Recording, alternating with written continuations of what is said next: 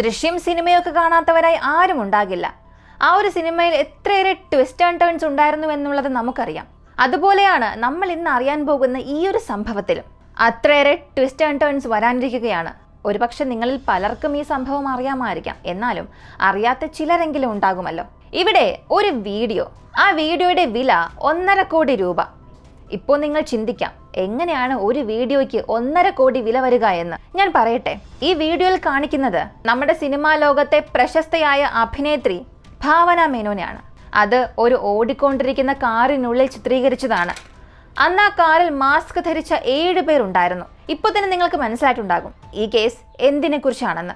പഴയ ഒരു സംഭവം അല്ലെങ്കിൽ പഴയ ഒരു കേസിനെ കുത്തിപ്പൊക്കിയെടുക്കുകയാണ് എന്നൊന്നും ആരും ചിന്തിക്കേണ്ട.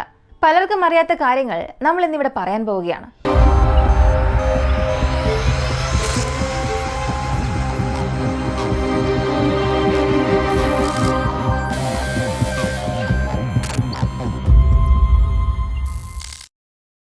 ഭാവന, യഥാർത്ഥ പേര് കാർത്തിക മേനോൻ.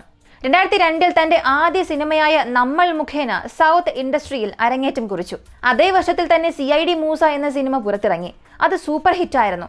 അതിനുശേഷം ഭാവനയുടെ പേര് ഉയർന്നു. ഓരോ സംവിധായകനും ഭാവനയെ കൊണ്ട് അഭിനയിപ്പിക്കണമെന്നായിരുന്നു ആഗ്രഹിച്ചത്. ഇൻഡസ്ട്രിയിലെ നായകന്മാർക്കും ഭാവനയോടൊപ്പം ജോലി ചെയ്യണമെന്നായിരുന്നു ആഗ്രഹം. ഭാവന കണ്ട സ്വപ്നങ്ങളെല്ലാം സാക്ഷാത്കരിക്കുന്ന ഘട്ടമായിരുന്നു അത്. കരിയറിന്റെ പീക്ക് സമയത്ത് അവൾ സൗത്ത് ഇൻഡസ്ട്രിയിലെ ഏറ്റവും പ്രശസ്തയും വലിയൊരു താരവുമായി മാറി. പക്ഷേ ഒരു രാത്രി വന്നു, ഭാവനയുടെ ജീവിതം മുഴുവനും തകർത്ത് മാറ്റിയ രാത്രി. 2017 ഫെബ്രുവരി മാസം 17 ഭാവന ഒരു ഷൂട്ടിംഗ് കഴിഞ്ഞ് മടങ്ങുകയായിരുന്നു. തൃശ്ശൂരിൽ നിന്നും കൊച്ചിയിലേക്കുള്ള യാത്ര. രാത്രി ഏകദേശം 9 മണിയോടെ കാറിൽ അവളും ഡ്രൈവറും മാത്രമായിരുന്നു. അപ്പോൾ പിന്നിൽ നിന്നും ഒരു കറുത്ത കാർ വന്നു. ഭാവന ഉണ്ടായിരുന്ന ആ കാറിലേക്ക് ഇടിച്ചു. ഷൂട്ടിംഗ് കഴിഞ്ഞ് മടങ്ങിയെത്തിയ ഭാവന വളരെ ക്ഷീണിതയായിരുന്നു. അതുകൊണ്ട് തന്നെ അവൾ പുറത്തൊന്നും അധികം ശ്രദ്ധിച്ചില്ല. എന്നാൽ കാർ ഇടിച്ച ഉടനെ അവൾ പേടിച്ച് നടുങ്ങിപ്പോയി. ഇപ്പോൾ ഇടിച്ച കാർ നിർത്തുകയും അതിൽ നിന്ന് 3 പേർ പുറത്തേക്ക് വരികയും ചെയ്തു. ആദ്യം അവർ ഡ്രൈവറെ മർദ്ദിച്ചു. അടിയേറ്റ ഡ്രൈവർ ഭയന്നുകൊണ്ട് അവിടെ നിന്നും ഓടി രക്ഷപ്പെട്ടു. തുടർന്ന് ആ 3 പേർ ഭാവന ഉണ്ടായിരുന്ന കാറിനുള്ളിലേക്ക് കയറി. അവർക്ക് പിന്നാലെ 4 പേർ കൂടി അകത്തേക്ക് കടന്നു. ഇപ്പോൾ 7 പേർ. അകത്ത് ഒറ്റയ്ക്ക് ഭാവന. അവൾ എത്ര ശ്രമിച്ചാലും ആ സാഹചര്യത്തിൽ അവളെ രക്ഷിക്കാൻ ആരും ഉണ്ടായിരുന്നില്ല. കാർ ഒരുപാട് നേരം ഒറ്റപ്പെട്ട റോഡിലൂടെ സഞ്ചരിച്ചു. കാറിനുള്ളിൽ കയറിയിരുന്നവർ ഭാവനയെ പീഡിപ്പിക്കാൻ തുടങ്ങി. ഓരോരുത്തരായി എല്ലാവരും അതേ പ്രവൃത്തികൾ തന്നെ ചെയ്യാൻ തുടങ്ങി. ഒറ്റയ്ക്കായിരുന്ന ഭാവനയ്ക്ക് ആ 7 പേരെയും തടയാനാവില്ലായിരുന്നു. എന്നാൽ ഒന്നും അവസാനിച്ചില്ല. 2 മണിക്കൂറോളം ആ കാർ റോഡിൽ കറങ്ങി.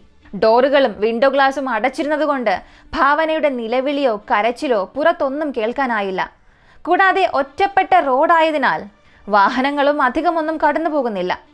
ചിന്തിച്ചു നോക്കുക, ഒരു പ്രശസ്തയായ നടി തൻ്റെ കാറിൽ സഞ്ചരിക്കുകയാണ്. ആ അടഞ്ഞ കാറിനുള്ളിൽ അവൾക്ക് ഇങ്ങനെ ഒരു കാര്യം സംഭവിക്കുമെന്ന് ആരെങ്കിലും ചിന്തിച്ചിട്ടെങ്കിലും ഉണ്ടാകുമോ? ഈ സമയത്ത് അവിടെയുണ്ടായിരുന്ന ഒരാൾ, പൾസർ സുനി, തൻ്റെ ഫോൺ എടുത്ത് ഭാവനയുടെ വീഡിയോ പകർത്താൻ തുടങ്ങി. അന്ന് ഭാവനയുടെ ശരീരത്തിൽ ഒരു വസ്ത്രവുമില്ലാത്ത അവസ്ഥ. വല്ലാത്ത ദേഷ്യത്തോടു കൂടി ഭാവന കൈനീട്ടി പൾസർ സുനി മുഖത്ത് ധരിച്ചിരുന്ന മാസ്ക് പറിച്ചെടുത്തു. ആ മുഖം കണ്ടപ്പോൾ അവൾ ആകെ ഞെട്ടിപ്പോയി. കാരണം പൾസർ സുനി ഒരു ഡ്രൈവറായിരുന്നു. സെറ്റുകളിൽ ഭാവന പല തവണ കണ്ടിരുന്ന ആളാണവൻ. അതായത് അവൻ ഒരു പ്രശസ്തനായ നടന്റെ കാർ ഓടിക്കുന്ന ഡ്രൈവറായിരുന്നു. 2 മണിക്കൂർ നീണ്ടുനിന്ന ഭീകര അനുഭവത്തിന് ശേഷം ആ 7 പേരും അവിടെ നിന്ന് അപ്രത്യക്ഷരായി. പോകുന്നതിന് മുൻപ് പൾസർ സുനി ഭാവനയോടൊരു കാര്യം പറഞ്ഞു. നീ ആരോടെങ്കിലും ഇതിനെക്കുറിച്ച് പറഞ്ഞാൽ, അല്ലെങ്കിൽ എൻ്റെ പേര് വെളിപ്പെടുത്തിയാൽ ഈ വീഡിയോ ഞാൻ വൈറലാക്കുമെന്ന്. അപ്പോൾ നിന്റെ കരിയർ മുഴുവനും തകർന്നു പോകുമെന്ന്. പക്ഷെ പൾസർ സുനിക്ക് അറിയില്ലായിരുന്നു, ഭാവന മേനോൻ സിനിമകളിൽ മാത്രമല്ല യഥാർത്ഥ ജീവിതത്തിലും അത്യന്തം ധീരയാണെന്ന്. ഭാവന തൻ്റെ സുഹൃത്ത് സിനിമാ സംവിധായകന്റെ അടുത്തെത്തി. അവൾ എല്ലാം പറഞ്ഞു. ആ രാത്രി എന്ത് സംഭവിച്ചു, കാർ വന്ന് ഇടിച്ച കാര്യവും പിന്നെ അവിടെ എന്തെല്ലാം സംഭവിച്ചു എല്ലാം പറഞ്ഞു. എന്നാൽ അവൾക്ക് അപ്പോഴും ഭയമുണ്ടായിരുന്നു. ആ വീഡിയോ പുറത്തുവിട്ടാൽ എന്ത് സംഭവിക്കുമെന്ന ഭയം. പക്ഷെ ആ സംവിധായകൻ വളരെ ബുദ്ധിമാനായിരുന്നു. അവളെ ആശ്വസിപ്പിച്ചുകൊണ്ട് പറഞ്ഞു, നമുക്കിതിനെക്കുറിച്ച് പരാതി കൊടുക്കണം. പറയാതിരിക്കുകയാണെങ്കിൽ വീണ്ടും നിനക്ക് അപകടം സംഭവിക്കാം. ധൈര്യം കാണിച്ച ഭാവന പോലീസ് സ്റ്റേഷനിലെത്തി. പരാതി നൽകി കേസ് രജിസ്റ്റർ ചെയ്തു. പൾസർ സുനിയുടെ പേരും കൂടാതെ കിഡ്നാപ്പ്, പീഡനം എന്നിവയെക്കുറിച്ച് എല്ലാം പറഞ്ഞു. ഇത്ര വലിയ ഹൈ പ്രൊഫൈൽ കേസ് ആയതിനാൽ പോലീസ് പൾസർ സുനിയെ വേഗത്തിൽ അറസ്റ്റ് ചെയ്തു. അറസ്റ്റിന് ശേഷം ക്രമേണ ഓരോരുത്തരെയായി ആ 7 പേരും പിടിക്കപ്പെട്ടു. ഇവിടം വരെ കേൾക്കുമ്പോൾ എല്ലാവർക്കും തോന്നാം കേസ് തീർന്നു, ചെയ്തവർ ജയിലിലായി എന്ന്. പക്ഷേ കഥ അത്ര ലളിതമല്ല. ജയിലിൽ ഈ 7 പേരും പോയിക്കഴിഞ്ഞ് 2 മാസം കഴിഞ്ഞപ്പോൾ അവിടെ മറ്റൊരു കുറ്റത്തിന് ജയിലിലായ ഈ ഒരു കേസുമായി യാതൊരു ബന്ധവുമില്ലാത്ത ഒരു തടവുകാരൻ റിലീസായി. ജയിലിനുള്ളിൽ അവൻ പൾസർ സുനിയെ കണ്ടിരുന്നു. ദിവസവും ഇങ്ങനെ കണ്ടുമുട്ടി സംസാരിക്കുന്നതിനിടയിൽ പുറത്തിറങ്ങുമ്പോൾ പൾസർ സുനിയുടെ ഒരു കത്തും അവൻ പുറത്തേക്ക് കൊണ്ടുവന്നു. ആ കത്തിൽ വലിയ വെളിപ്പെടുത്തലുകൾ ഉണ്ടായിരുന്നു. അതിൽ ഒരു വലിയ സൂപ്പർ സ്റ്റാറിന്റെ പേരും ഉണ്ടായിരുന്നു. ആ കത്തിൽ പൾസർ സുനി എഴുതിയിരുന്നത് ഇങ്ങനെയായിരുന്നു: ഇത് ഞങ്ങൾ സ്വമേധാ ചെയ്ത കാര്യം അല്ല. ഇൻഡസ്ട്രിയിലെ വലിയ സൂപ്പർ സ്റ്റാർ ദിലീപ് തന്നെയാണ് ഞങ്ങളെ ഇത് ചെയ്യാൻ ആവശ്യപ്പെട്ടത്. ഭാവനയുടെ വീഡിയോ റെക്കോർഡ് ചെയ്യുന്നതിന് 1.5 കോടി രൂപയും കിട്ടി. പിന്നീട് ഈ കത്ത് വൈറലാകാൻ തുടങ്ങി. ഇൻഡസ്ട്രിയിലെ സൂപ്പർ സ്റ്റാർ ദിലീപിനെ അറസ്റ്റ് ചെയ്തു. അറസ്റ്റായപ്പോൾ മുഴുവൻ സിനിമാ ലോകവും നടുങ്ങിപ്പോയി. ഒരു വശത്ത് ഒരു വലിയ നടി ഭാവനയുടെ പേര്, മറുവശത്ത് അതേ മേഖലയിലെ വലിയ നടൻ ദിലീപിന്റെ പേര്. ഇപ്പോൾ പോലും പകുതി ആളുകൾ ദിലീപിന്റെ പക്ഷം പിടിച്ചു. അവർ പറഞ്ഞത് ഭാവന ദിലീപിനെതിരെ വ്യാജ ആരോപണങ്ങളാണ് ഉന്നയിച്ചത് എന്ന്. എന്നാൽ അപ്പോഴും പോലീസിന്റെ അന്വേഷണം തുടർന്നുകൊണ്ടേയിരുന്നു. എന്നാൽ അടുത്ത 2 മാസം കഴിഞ്ഞപ്പോൾ ദിലീപിന് ജാമ്യം ലഭിച്ചു. ഇതറിഞ്ഞപ്പോൾ ജനങ്ങൾക്കിടയിൽ വലിയ ആശ്ചര്യം പടർന്നു. എന്നാൽ ജാമ്യം കിട്ടിയതിന് പിന്നാലെയും ഒരു വലിയ ട്വിസ്റ്റ് പുറത്തു വന്നു.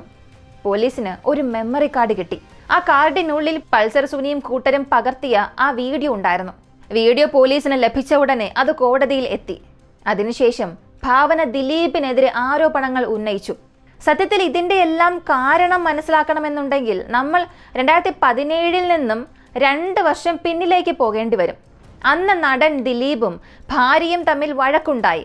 വഴക്കിനു ശേഷം അവർ വിവാഹമോചനം നേടി. കാര്യമെന്തെന്നാൽ ദിലീപിന് കാവ്യ എന്ന നടിയുമായി ബന്ധമുണ്ടായിരുന്നു. അതിനെക്കുറിച്ച് ഭാവന ദിലീപിന്റെ ഭാര്യയെ അറിയിച്ചു. ഇതിനിടെ മാധ്യമങ്ങളിലും വാർത്ത പടർന്നു ദിലീപും കാവ്യയും തമ്മിൽ ശരിക്കും ബന്ധമുണ്ടെന്ന്. പിന്നെ അത് സത്യമായി തന്നെ തീർന്നു. 2015 ദിലീപ് ഭാര്യയിൽ നിന്നും വിവാഹമോചനം നേടിയ ശേഷം കാവ്യ വിവാഹം കഴിച്ചു.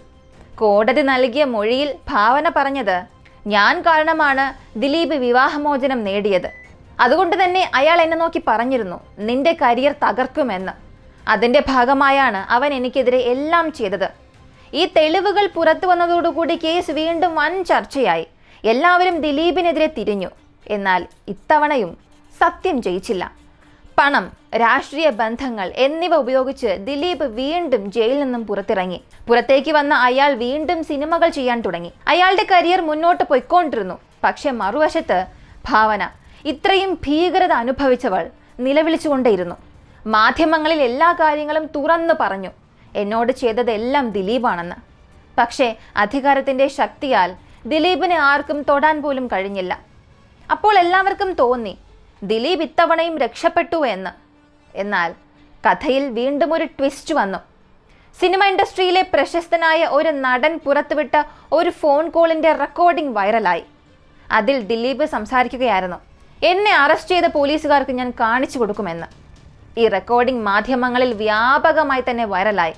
ഇതോടുകൂടി പോലീസിന് ഈ ഒരു തെളിവും ലഭിച്ചു.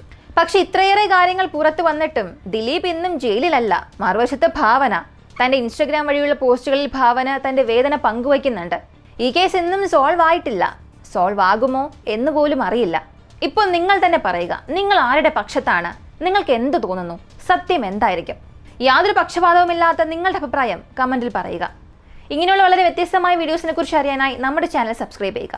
മറ്റൊരു വീഡിയോയുമായി വീണ്ടും കാണാം.